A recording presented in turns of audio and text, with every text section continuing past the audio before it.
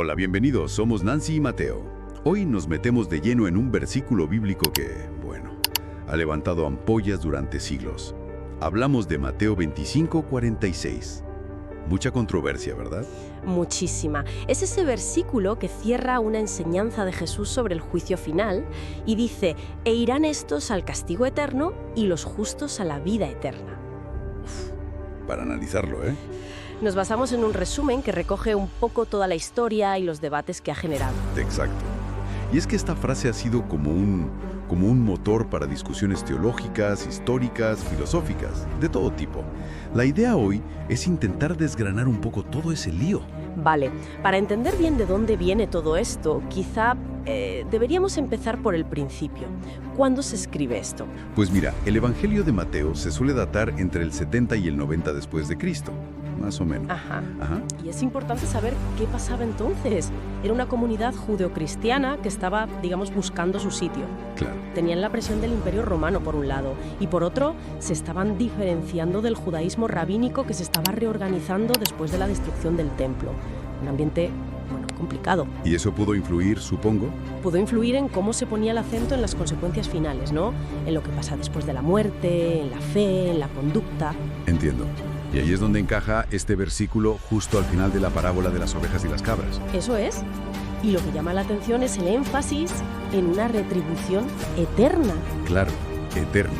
Que es un concepto del más allá mucho más definido, mucho más tajante de lo que solía ser habitual en el pensamiento hebreo anterior. Y aquí ya entramos en el meollo de la cuestión teológica, ¿no? El debate fuerte. Uso de la palabra original en griego que no está tan clara. Efectivamente. La palabra es aionios. Y aunque normalmente la traducimos como eterno, su raíz, aion, significa era o edad, un periodo de tiempo. Ah, vale. O sea que... Claro. La pregunta es, ¿Jesús se refería a una duración infinita, sin fin, o algo que pertenece a la era venidera?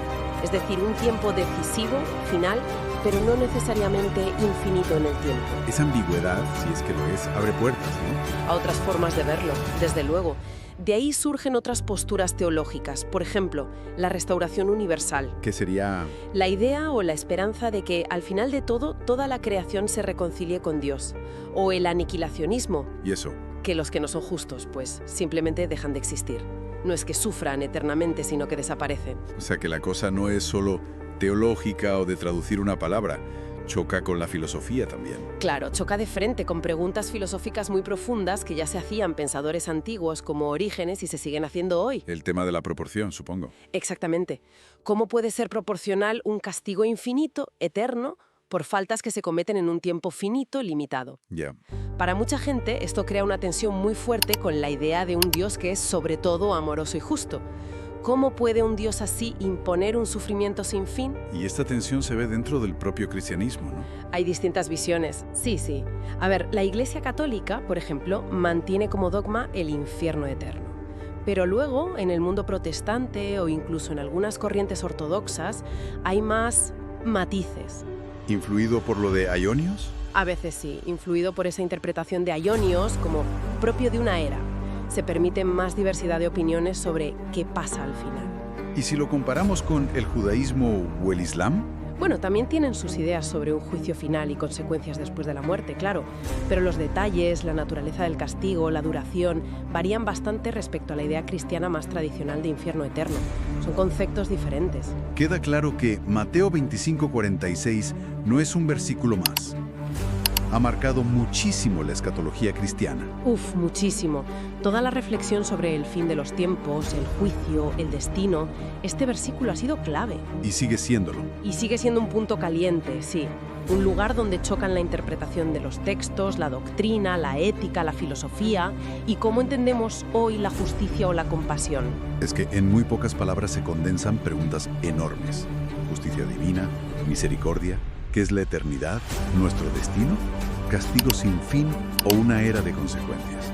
Menudo dilema. Refleja debates que van mucho más allá del propio versículo, sobre cómo vemos a Dios y cómo nos vemos a nosotros mismos. Y ya para ir cerrando, una última vuelta de tuerca. Más allá de la interpretación correcta, sea la que sea, ¿cómo nos afecta hoy, en nuestra vida diaria, el simple hecho de pensar en consecuencias eternas?